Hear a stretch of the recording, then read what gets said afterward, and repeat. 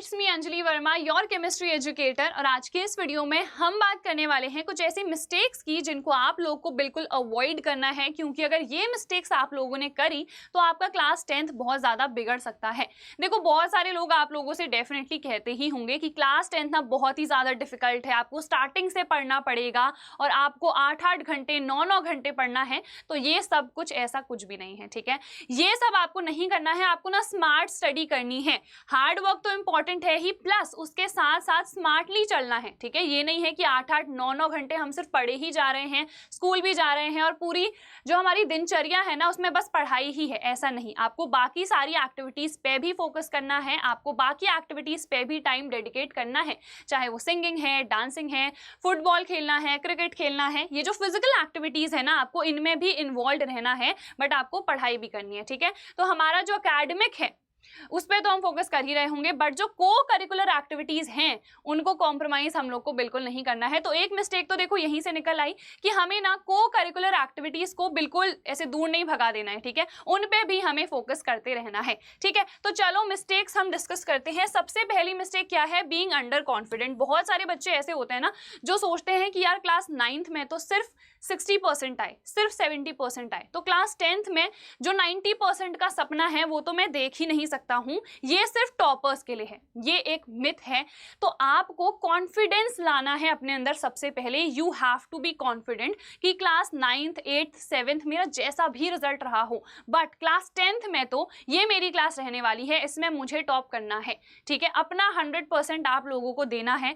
कैसे देना है? तो स्टार्टिंग से डेली बेसिस पे डिसाइड कर लो कि सिर्फ 2 से 3 घंटे मुझे सेल्फ स्टडी करनी है, 2 से 3 घंटा मुझे पढ़ना है, ज्यादा नहीं। 8 से 9 घंटे मैं नहीं कह रही हूँ, डेली बेसिस पे सिर्फ 2 से 3 घंटे आप लोग पढ़ो, इनफ है।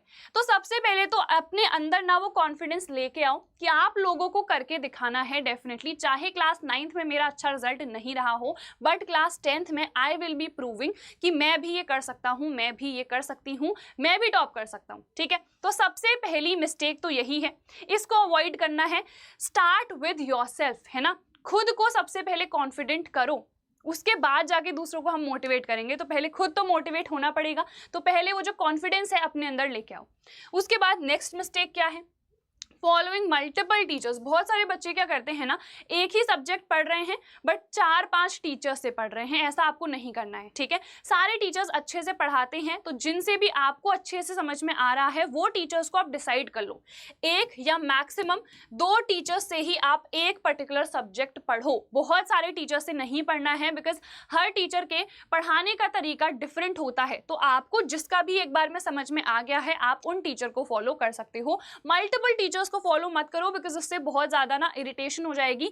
किसी तरीके से एक पर्टिकुलर कोई तरीका होगा, किसी टीचर ने पढ़ा रखा होगा, फिर दूसरे टीचर से आप जाके पढ़ोगे, उनका तरीका अलग होगा, तो सब कुछ ना मिक्सअप हो जाएगा। हम चीजों को बिल्कुल ही जैसे खिचड़ी बन जाती है ना, वैसे खिचड़ी बना देते हैं। तो इसीलिए आपको लिमिटेड टीचर्स से पढ़ना है, जिनसे भी आपको समझ में आता है। देखो, टीचर सारे अच्छे होते हैं, चाहे स्कूल के टीचर से आप पढ़ो या आप ट्यूशन जा रहे हो वहां से पढ़ सकते हो। यूट्यूब में बहुत सारे टीचर्स हैं, जहां से भी आपको समझ में आ रहा है उनसे आप पढ़ो, बट लिमिटेड रखना अपने पास टीचर्स की। अगर मुझे एक सब्जेक्ट पढ़ना है तो मैंने या तो सिर्फ एक टीचर डिसाइड कर लिए हैं कि मुझे इनसे ही पढ़ना है, या मैक्सिमम 2 टीचर्स, ठीक है। तो ये क्लियर हो गया। Next, hard versus smart work. अभी बताया था ना कि हम लोग को हार्ड वर्क तो करना ही है, बट उसको भी स्मार्टली करना है। इसका क्या मतलब है कि हार्ड वर्क तो करना है, मतलब पढ़ाई तो ऑब्वियसली करनी है, बिना पढ़ाई के नंबर तो नहीं आएंगे, बट स्मार्टली उसको हम करेंगे। स्मार्टली कैसे? कि हम डेली बेसिस पे पढ़ रहे हैं, हम एक दिन में 9-10 घंटे नहीं पढ़ रहे हैं, हम सिर्फ और सिर्फ 2-3 घंटे ही पढ़ रहे हैं। तो ये स्मार्ट वर्क हो गया। यहाँ पर टाइम हमारा बचा, तो यहाँ पर बहुत ज़्यादा मुझे हार्ड वर्क करने की ज़रूरत नहीं पड़ रही है ना।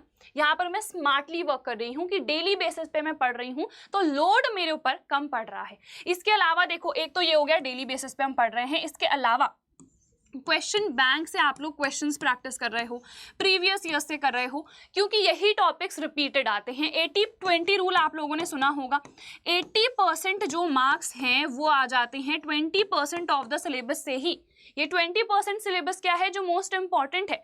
तो हम क्या करेंगे, प्रीवियस ईयर्स को पहले एनालाइज कर लेंगे कि कौन से टॉपिक्स इंपॉर्टेंट है, कहाँ से सबसे ज़्यादा क्वेश्चंस आ रहे हैं, उन पे सबसे ज़्यादा हम फोकस कर रहे होंगे। इसको कहते हैं स्मार्ट स्टडी, स्मार्ट वर्क, ठीक है। तो हार्ड वर्क तो करना है, पढ़ाई तो ऑब्वियसली करनी है, तभी नंबर आएंगे, बट स्मार्टली करनी है कि हम डेली बेसिस पे पढ़ रहे हैं, जो इम्पॉर्टेंट है सबसे पहले हम उस पर फोकस कर रहे हैं, ठीक है।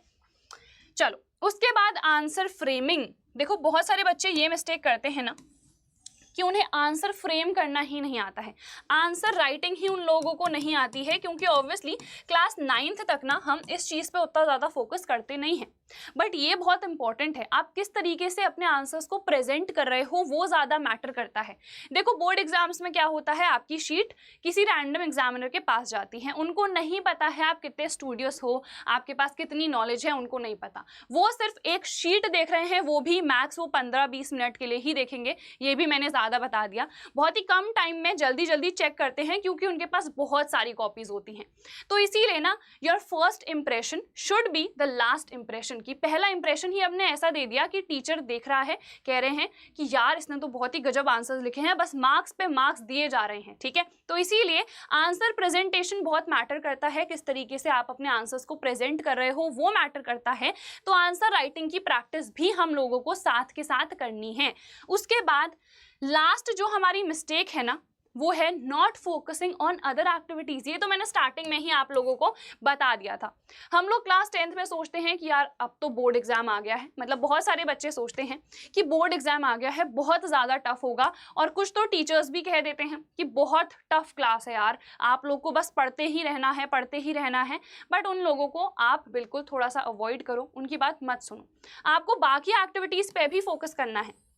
अब ये बाकी एक्टिविटीज़ क्या हैं, जैसे स्कूल में कभी फेस्ट होता है, फेट होता है, उनमें भी आपको पार्टिसिपेट करना है। कोई डांस कंपटीशन है, सिंगिंग कंपटीशन है, आपको अगर ये चीज़ें पसंद हैं, बास्केटबॉल खेलना, फुटबॉल खेलना, उन चीज़ों में पार्टिसिपेट करो, क्योंकि ये चीज़ें जब आप बाद में याद करोगे ना, आपको बहुत खुशी मिलेगी कि यार जो चीज़ें मुझे मन से पसंद थी ना, जो चीज़ें मुझे खुशी देती थी, मैंने वो चीज़ें करी। तो इसीलिए जो भी एक्स्ट्रा को करिकुलर एक्टिविटीज़ हैं उन पे भी फोकस करना। पढ़ाई तो करनी ही है, पढ़ाई के लिए देखो 4 टिप्स थी ना, इतनी सारी टिप्स मैंने आप लोग को दी, बट एक टिप ये भी है कि जिस चीज़ में इंटरेस्ट है वो भी साथ के साथ करते जाना। It's not very difficult to manage. हमारे पास 24 घंटे हैं, 8 घंटे की नींद ले लो, ठीक है, बाकी इतने सारे घंटे बचे हैं, तो उसमें आप लोग ऑब्वियसली पढ़ाई पे भी फोकस कर सकते हो, स्कूल भी जा सकते हो, और जो एक्स्ट्रा एक्टिविटीज हैं उन पे भी फोकस कर सकते हो। तो आई होप ये सारी चीजें आप लोग को क्लियर हो गई होंगी। जो भी मिस्टेक्स आप लोगों को अवॉइड करनी है मैंने आप लोग को बता दी हैं। I hope